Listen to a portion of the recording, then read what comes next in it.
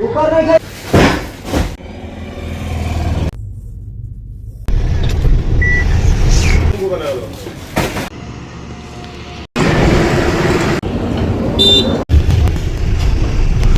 માતાજી બધા મિત્રોને આપણા બીજા બ્લોગમાં. તો આપણે વેરાવળનું ભરીને નીકળ્યા હતા એટલે અહીંયા આપણે 3:30 પહોંચી ગયા ટોલ નાકે, કયા પ્રાસી ટોલ નાકે પહોંચી ગયા. એટલે અહીંયા હવે સુઈ જવાનું છે. આપણી ગાડી જો અમે પડી, આપણે જો આ મેળ આવે ને તો પવન ચક્કી આખવા સુઈ જવાનું છે. તો રાખે ને તો પવન ચક્કી શીખી જ આવી છે. હવે આપણી બે ગાડી જો અહીંયા ઊભી છે. મનીષભાઈ તો સુઈ ગયા લાગે. હા જો પવન ચક્કી નીકળ્યું. આ મનીષભાઈની ગાડી છે. મનીષભાઈ સુઈ લાગે છે અને આપણે સુઈ જવાનું છે. હવે સવારે રાહું કેમ કે અહીંથી કાંઈ આઘું છે નહીં. અહીંથી 20-25 કિલોમીટર હોય. તો મનીષભાઈ તો લોક કરીને સુઈ ગયા. આપણે સુવા ગયા જઈએ. હવે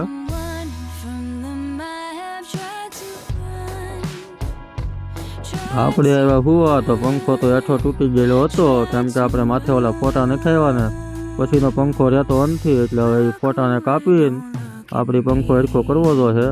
પછી જ ઊંઘ આવશે. જ્યાં સુધી ઊંઘ નહીં આવે પંખા વિનાની તો આપણે પંખો હરખો કરી લઈ પહેલાં, પછી સુઈ. હવે ભલે સવાર પડી જાય પણ પંખો હરખો કરવો પડશે.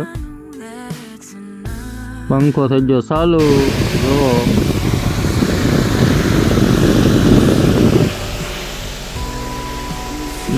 હવે કંઈક મજા આવી હો ભાઈ. કેમ કે બંધ ગાડીમાં કંઈ એસી ચાલુ રાખી હતી નહીં. એસી ચાલુ રાખવી તો ગાડી ચાલુ રાખવી પડે તો ડીઝલ પી જાય. એટલે આપણે હવે પંખો ચાલુ કરીને સુઈ જાય. હાલો તો ગુડ નાઇટ. સવારે મળ્યા. તો સવારે આપણે જાગી ગયા. સીધું સવારે જ પડી ગયું. વહેલું 6 વાગે જગાણું નહીં. વાગી ગયા હતા 7:30.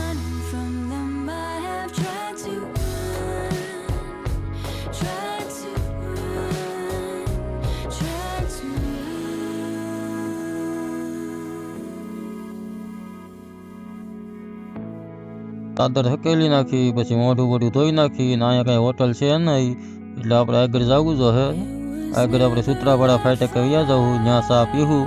એમ કાંઈ ટોલ નાકે કાંઈ હોટલ છે નહીં. એટલે હાલો ચાદર બાદર હકેલી નીકળી. આપણે મોઢું બોઢું ધોઈ નાખી.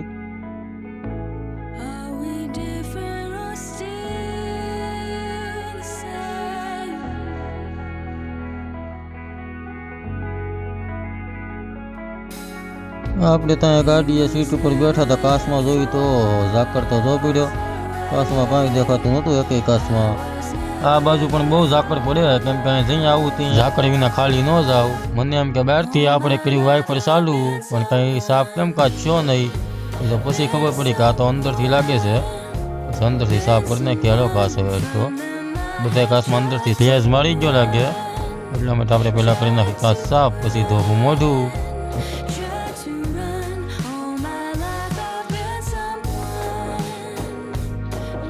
કાચ સાફ થઈ જાય એટલે સીધું મેં લીધું બ્રશ.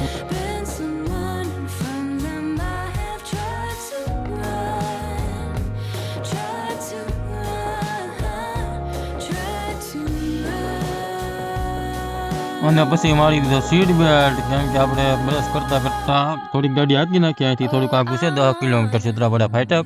તો અહીંયા પહોંચી જાય ને બ્રશ થઈ જાય ને પછી મોઢું ધોઈને ના સાબા પીને પછી વ્યા જાય હું. તો હાલો તો અહીંથી નીકળી હવે ધીમે ધીમે. But the one that's far down, and I feel so high up you can't catch me now. It's funny how the separation makes you feel so sound. Look at you, you're fine. You're living free and high. You've got so much time.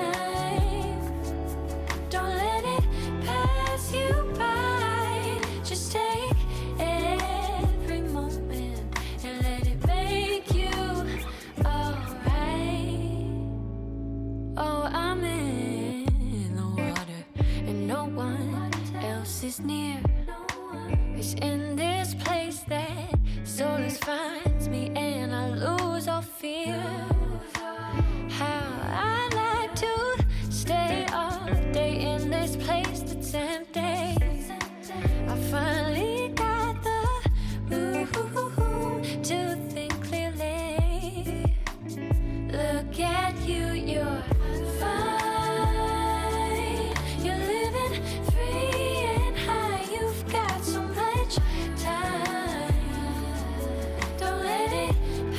આપણે મોઢું ધોઈ નાખ્યું એટલે મેં કીધું હાલો માતાજીની અગરબત્તી કરી લઈ પહેલાં, પછી બધું ચા પીવા જાય, નાસ્તો જે કરવું પછી બધું કરીશું. તો પહેલાં માતાજીની અગરબત્તી કરી લઈ. Just take every moment and let it make you alright. Just take every moment and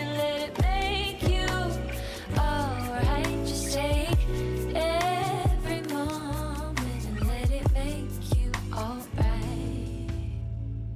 Oh, I'm in the sky and everything is small.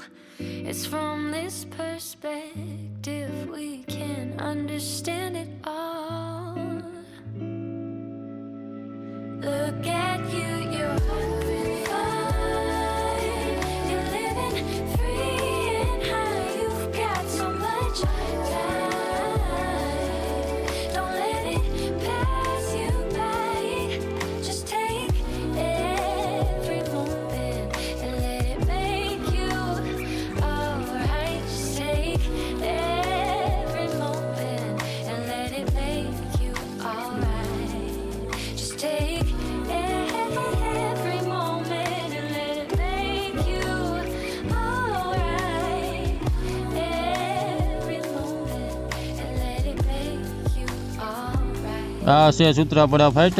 આપણે અહીંની ગાડી પહેલાં બહુ આખી વેરાવાળી ગાડી અહીં સૂત્રાપડામાં બહુ હાલેલા છે. આપણે 1 થી 1.5 ઢોરા હાલેલા છે એક ધારા. બહુ મજા આવતી હાલવાની. સોડા ભરતા, સીધીમાંથી સિમેન્ટ ભરતા, બધું ભરતા આપણે અહીંયા બહુ હાલેલા છે. તો આ જો ચા આવી ગઈ ગરમા ગરમ. હાલો તો ચા પી લઈ પહેલાં. અને મનીષભાઈ તો એ જે પૈસા દેવા સાના, તો મનીષભાઈ કે ત્યાં જઈને કંઈક નાસ્તો કરશું, અહીંયા અન કરવો એટલે આપણે પેલા કંપનીએ પહોંચી જાય. તો મેં કીધું હાલો તો એમ કરીએ. તો અહીંથી ચા પીને સીધા નીકળી જાય એટલે આપણે પહોંચી જાય અહીંયા સોમનાથ ગેટે. આ સોમનાથનો ગેટ છે. જો ગાડી ભરાય નહીં તો અહીંયા દર્શન કરવા આવ્યું જવાનું છે. એવું સોમનાથ. હવે આગળ આવશે આગળ જીઆઈડીસી આવે એટલે પછી આવે બધી કંપની ચાલુ થાય, કારખાના ચાલુ થાય બધાય. મચ્છીના કારખાના છે બધાય. એટલે સીધી જીઆઈડીસીમાં આગળ વ્યા જાય. ત્યાં જાય સીધા પહેલાં શું કહે છે ભરવાનું, પછી વિચારી. તો આવી ગયું પાટણ. પાટણ આવ્યું. અહીંયા બધું માણસો બધું વધારે અહીંયા બહુ હોય, પણ અત્યારે હજી સવાર પીડ્યું છે એટલે કાંઈ નહીં હોય. હવે 3-4 વાગે અહીંયા બહુ ટ્રાફિક હોય અહીંયા. એટલે આપણે બપોરે ભરીને નીકળી જાય સારું. ને 3-4 વાગે નીકળીશું તો બહુ ટ્રાફિક હશે અહીંયાથી.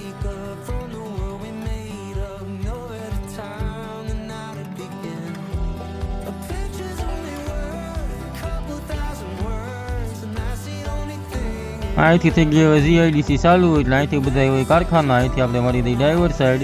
તો અહીંથી બધી કંપનીઓ ચાલુ થઈ જાય. એટલે અહીંયા મારી દઈ ડ્રાઈવર સાઈડ. કાંટો ચડે તો કાંટો કરવાનો છે, નકર સીધું ઉયું જવાનું છે. કેમ કે આપણે અહીંયા પીપાઓમાં કાંટો કરીને આવ્યા છીએ. પીપાઓ ચોકડીએ.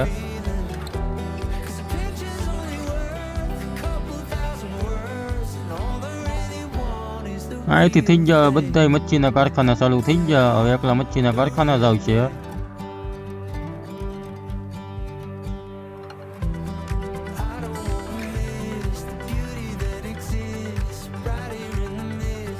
અહીંના લોકલ માણસો જો ઈકામાં બેહીને કામે આવવા માંડ્યા. કેમ કે 8 વાગી જાય એટલે બધાને હવે કામે આવવાનો ટાઈમ થઈ ગયો. અને આ ગાડીઓ પહોંચી ગઈ વેરાવળમાં.